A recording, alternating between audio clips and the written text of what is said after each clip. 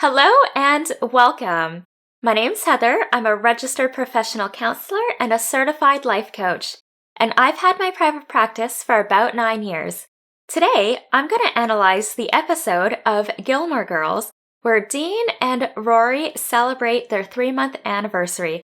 So let's get started because there's a lot to unpack with this episode.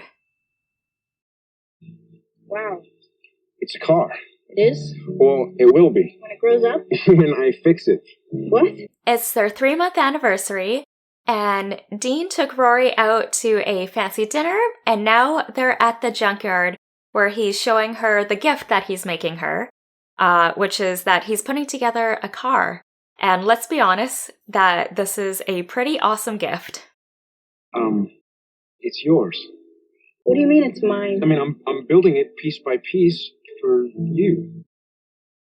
Wow, I can't imagine the amount of time and energy that goes into building a car. So good for him for wanting to do that for Rory. And Rory seems super excited about the car, and she's showing her appreciation for his thoughtfulness and his hard work. I love you. Dean just told Rory that he loves her, and this is a big step for any relationship, and it's especially big for teenagers. It's possible that this is the first time Dean has said that to any girlfriend. And there's a lot of vulnerability that comes with saying I love you to someone for the very first time. Rory is obviously very much in shock, and she wasn't expecting Dean to say that. I think Dean has been planning on saying that. I mean, he took her out for a romantic dinner, it's their 3-month anniversary, he showed her the car he was building her. I think that he was trying to find the right time in the evening to say this. Of course, we have no idea, these are just my impressions of the show, but I think we can all agree that a lot of thought and planning went behind this evening. You hear me? Mm-hmm. Well, say something. Dean probably had this expectation all planned out and was expecting Rory to say it back.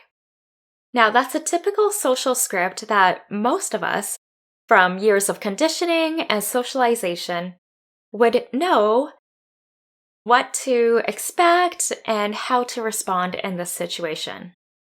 Now, it's not to say that Rory should have said, I love you back, especially if she didn't mean it. And she's probably trying to figure out how she's actually feeling right now. I love the car. That's it? No, I'm surprised. I didn't expect, You don't love me. Dean is clearly very hurt. And in this scene, I think he's actually triggered.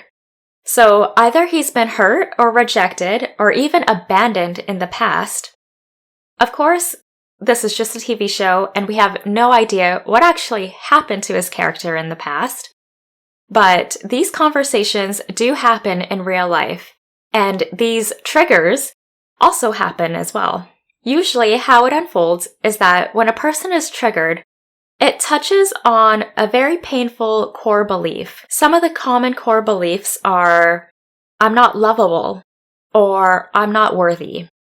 And these core beliefs are formed when we're quite young, usually around 6, 7, or 8 years old.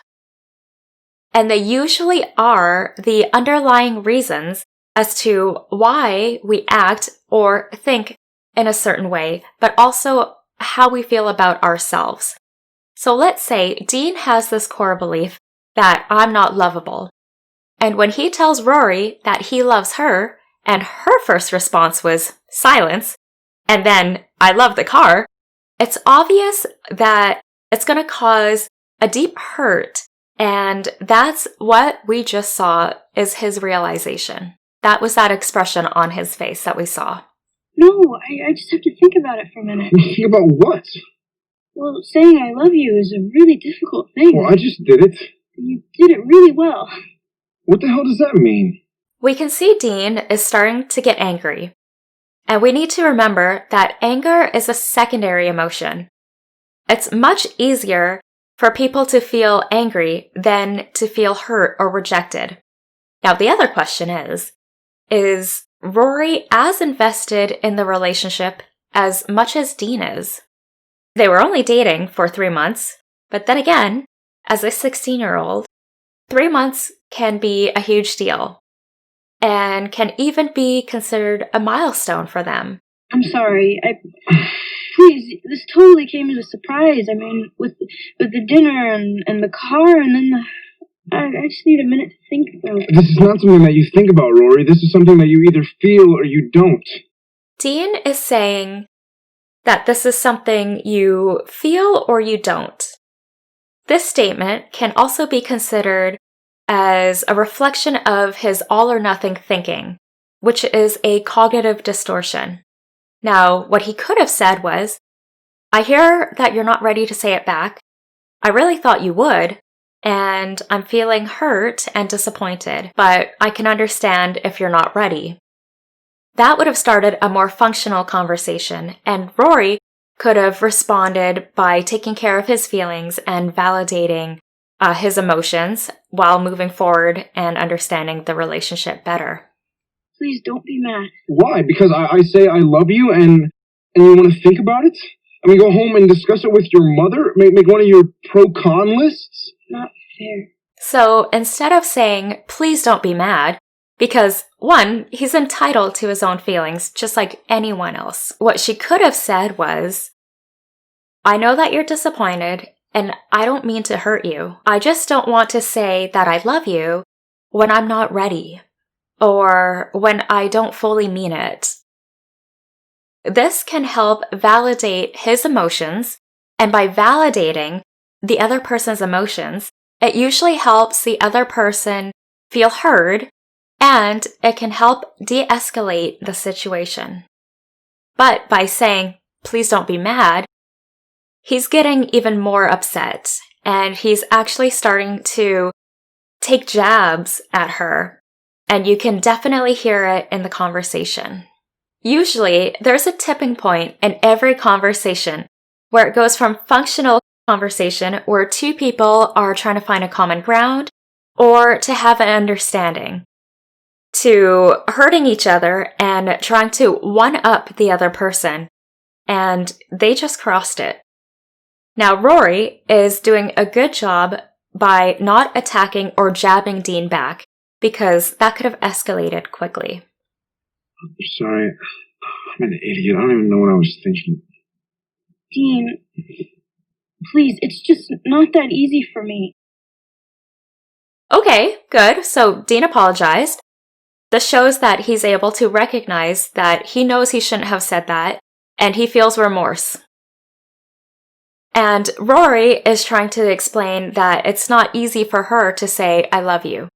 Again, it's her first relationship and her first boyfriend. And it's the first time that she would have said, I love you to someone. I can understand her reservations from wanting to say it back. And maybe she's not sure if she does love him, and that's okay. I mean, saying I love you means a lot. Think about it from my point of view. I mean, my mom and our life. What? She brought Lorelai in the conversation? So she's bringing her mom in the conversation, and usually when this happens, it's because the person is trying to find some sort of buffer, and we call this triangulation, where the focus is taken away from the actual issue to another issue or another person. And this happens a lot when we're in conflict with someone else. I mean, my mom said that she loved my dad, and then... You don't get pregnant saying I love you. I understand where Rory is coming from. Again, at the age of 16, saying I love you, 3 months in the relationship, it's a big deal. She's experiencing probably feelings of fear, like what if things didn't work out? And I think that's what she meant by bringing her mom in the conversation. Like my mom said, I loved you to Christopher, and then they broke up. I mean, chances of us breaking up with our first love or first relationship are pretty high. I know. I'm just confused. I need to... It's a really big deal. Fine, come on. Dean, please don't be mad. I'll take you home. Dean, tonight was amazing. It was perfect. Please, I swear, I just need a minute. Whatever. It doesn't matter, all right? Let's go. Rory is trying to repair the conversation by stating all the things that went right in the evening and to try to show her appreciation. But you can see Dean is too hurt or too angry to even listen to her. So when it comes to Gottman's theories of relationships, when it comes to what they call the four horsemen, you can see that Dean is stonewalling Rory when he completely shuts her down and he just storms off and, oh, I'm just going to take you home. So basically, when a person stonewalls someone else, there's no room for solving the conflict. There's no room for finding a common solution. The other person just either leaves or they completely shut down. And this is really harmful to the relationship. And again, I can understand that Dean is hurt. He's upset. He was imagining that the evening will go completely different.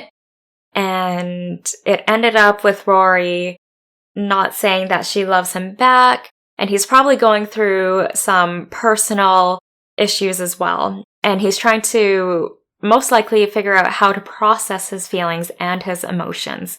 Now, it's not to say that the way that he acted or the way that he treated Rory was in any way okay.